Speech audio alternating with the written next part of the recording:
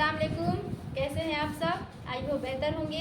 तो आज मैं उर्दू में कवायदा के बारे में बताने जा रही हूँ कि कवायदा मीन्स क्या होता है और कवायदा का मतलब क्या होता है और कवायदा किसे कहते हैं। तो चलिए स्टार्ट करते हैं कवायदा का मतलब। ठीक है, देखिए किसी भी चीज़ में और हम उसको देखें पढ़ने के लिए या लिखने में या किसी भी मतलब कोई भी चीज़ में एक नियम होता है, एक डिसिप्लिन होता है, एक कानून होता है। ठीक उसी तरह उर्दू को पढ़ने के लिए, लिखने के लिए, समझने के लिए एक नियम होता है, एक कानून होता है और एक कायदा होता है जिसको हम कायदा बोलते हैं। तो कायदा का मतलब क्या होता है, जैसे मैंने यहाँ पे लिखा है कायदा। तो कायदा का मतलब होता है कि किसी भी ज़बान को सही बोलना आए। ठीक है, किसी भी ज़बान को सही बोलना आए, सही पढ़ना आए और सही लिखना आए। ठीक है, तो जो ज़रूरी कानून और कायदा होते हैं उसको लिखने और पढ़ने के लिए उसे हम क्या कहते हैं? कायदा कहते हैं, नियम कहते हैं, कानून कहते हैं। ठीक, तो उर्दू ज़बान में इसे हम कायदा बोलेंगे। तो उर्दू कायदा को हम 5 भागों में बांटे हैं। ठीक, उर्दू कायदा के 5 हिस्से हैं, इसको हम 5 भागों में बांटे हैं। पहला है क्या है? इल्म हिज्जा। पहला है इल्म हिज्जा, दूसरा है इल्म शर्फ, ठीक, तीसरा है इल्म नहू, ठीक है, और चौथा है इल्म अरूज, पांचवा है इल्म बलागत। ठीक, ये 5 कायदा के हमारे उर्दू के कायदा के हिस्से हैं। अब मैं इन 5 के बारे में आपको स्टेप बाय स्टेप बताऊंगी, बिल्कुल आसान और बिल्कुल ईजी तरीके से। तो चलिए पढ़ते हैं। पहला जो है हमारा इल्म हिज्जा। तो इल्म हिज्जा में आता है हमारा हरूफे तहज़ी आता है। ठीक, अब हरूफे तहज़ी हम किसे कहते हैं पहले उसके बारे में जान लेते हैं। तो हरूफे तहज़ी में है किसी भी ज़बान को बोलने के लिए जिन छोटे अल्फाज का हमें ज़रूरत पड़ता है, छोटे हर्फ होते हैं ना जिसको बोलने के लिए हमें ज़रूरत पड़ता है या समझने के लिए ज़रूरत पड़ता है, उसे हम क्या कहते हैं? हर्फ़े तहज़ी कहते हैं। ठीक, किसी भी अल्फाज में जो उसके जुमले होते हैं, जो भी बताया मैंने, छोटे अल्फाज के जुमले होते हैं। तो किसी भी अल्फाज में जुमले होते हैं, वही वो जिस हरूफ से बने होते हैं उन्हें हम क्या कहते हैं? हर्फ़े तहज़ी कहते हैं। ठीक, तो जो उर्दू ज़बान में हर्फ़े तहज़ी को हम 51 भागों में बांटे हैं। जैसे कि इंग्लिश में हमारा कितना हर्फ होते हैं, अल्फ़ाबेट कितने होते हैं? 26 होते हैं। ठीक, सभी जानते हैं। हिंदी में कितने होते हैं? 36 होते हैं। ठीक, ये भी सभी जानते हैं। बट उर्दू में कितने होते हैं?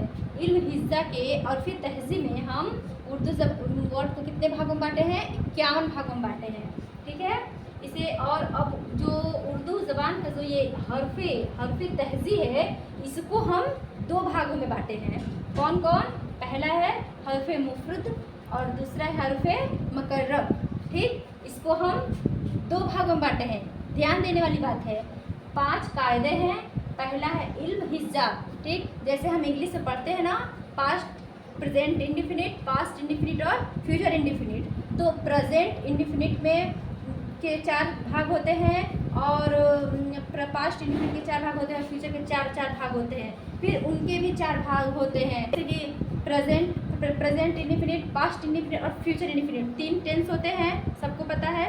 तो अब इनके भी 4 भेद होते हैं ना, present indefinite, present perfect, present continuous, present perfect continuous. फिर पास्ट का भी वही होता है 4 भाग, फ्यूचर का भी 4 भाग होता है। ठीक, उसी तरह ये हमारे जो 5 है उर्दू कायदा के 5 हिस्से, इन 5 के भी भेद होते हैं और उनके भाग होते हैं। अब प्रेजेंट इंडेफिनिट के भी भाग होते हैं, interrogative, negative, affirmative, interrogative, negative सब सेंटेंस होते हैं ना, तो उसके भी भाग होते हैं। सेम वही प्रोसेस इसमें हम आप लोग को बताएंगे और इसमें लागू होता है। ठीक है, तो यहाँ पे अभी हम खैर अपने टॉपिक पे आ जाते हैं। वो इतना ज़्यादा सब अचानक से बता दूंगी तो फिर बच्चे जो स्टूडेंट हैं हमारे वो कंफ्यूज हो जाएंगे। तो फिर धीरे धीरे स्टेप बाय स्टेप धीरे धीरे उसको हम समझाएंगे बिल्कुल आसान तरीके से कि माइंड बिल्कुल सेट हो जाए। ठीक, अभी हम यहाँ आते हैं। ये इल्म हिज्जा के हरफे तहज़ी में दो भाग होते हैं। पहला होता है हरफे मुफरद और दूसरा होता है हरफे मरकब। दो हो गए। अब हरफे मफरद में ये होते हैं अलिफ बे, एग्जाम्पल के तौर पर जैसे कि सिंपल सिंपल छोटे छोटे वर्ड होते हैं ना, जैसे कि अलिफ बे पे ते, ये होते हैं। जहाँ ये मैंने यहाँ पे लिखा है, ये हो गया हरफे मुफरद। अब ये हरफे मरकब। अब हरफे मरकब में कौन सा वर्ड आता है, कौन सा लफ्ज़ आता है, जैसे दो शब्दों से मिला करके कोई और अन्य शब्द बना हुआ हो। जैसे बे को हम मिलाए हैं इसमें, जैसे कि बे को मिलाए हैं बे प्लस दिलचस्पी बराबर क्या हो गया हमारा भ, ठीक, ये भ हो गया है। यहाँ पे ते प्लस दिलचस्पी मिलाए तो क्या हो गया हमारा थ हो गया है, थ हो गया यहाँ पे। फिर यहाँ पे ट को हम दिलचस्पी मिलाए हैं तो हमारा क्या हो गया है ठ बन गया है, ठीक है, ठ।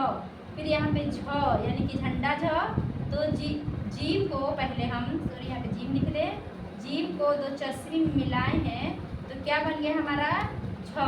जैसे कि दो, ये आप देख सकते हैं यहाँ पे, ये देख सकते हैं, ये दो शब्दों को, दो हरफों को, दो लफ्ज़ों को मिला करके जो नया वर्ड बना है, नया शब्द बना है, उन्हें हम क्या कहेंगे हरफे मरकब कहेंगे, ठीक। जैसे भ, थ और छ।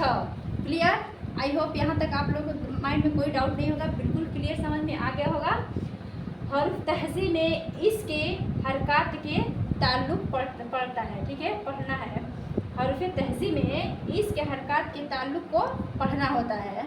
ये हमारा अभी सिर्फ ये इल्म हिज्जा कंप्लीट हुआ है, ठीक। आई होप आप लोग समझ में आ गया होगा।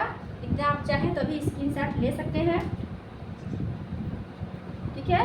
अब अगले वीडियो में मैं आप लोग को बहुत ही इजी और बहुत ही सिंपल तरीके से उर्दू कायदा के दूसरे हिस्सा यानी कि इल्म शर्फ के बारे में बताऊंगी, ताकि आप लोग को समझ में बिल्कुल आ जाए। तब तक के लिए मुझे आप लोग इजाज़त दीजिए। अल्लाह हाफिज़।